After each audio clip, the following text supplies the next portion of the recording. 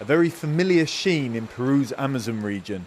The 20th oil leak in just 5 years from a pipeline owned by the state oil company. Luciana de Quintay is taking us to see the damage this time round. She's a leader of the indigenous Awahun communities who have been hit hardest. We meet Levita, a single mum whose yucca fields on the riverbank are ruined. This is where we sow crops to feed our children, and now the river has flooded our land with oil. It's a huge problem. Who's going to give us food? Because we can't eat what we grow here. Officials from the Peru oil company hadn't yet expected here when we visited. In fact, weeks after the spill, relief efforts for local communities had only just begun. Our authorities are acting really slowly because we're not important to them. We're human beings just like them with rights too. A year ago, we had another spill and none of our people got compensation because they didn't know their rights. But now, for the first time, we're up in arms.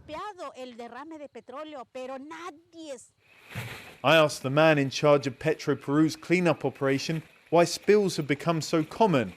He blames it on everything but the company itself. It's happened several times, but because of natural causes in the majority of cases, or because of sabotage of the pipeline.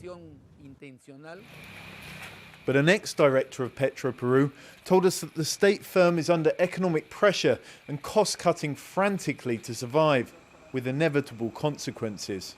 The company itself doesn't assign enough resources or carry out the necessary activities to make sure the pipeline operates accurately and securely. The people who stand to lose the most say they've grown used to official indifference. There's a real distrust and tension from the indigenous people that live on the banks of this river towards the authorities, and that's because of years in which they felt they're at the bottom of the government's list of priorities. And this oil spill and its aftermath really hasn't helped things.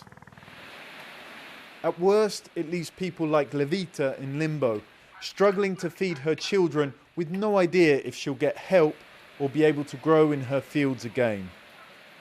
John Holman, the Chiliaco River, Peru.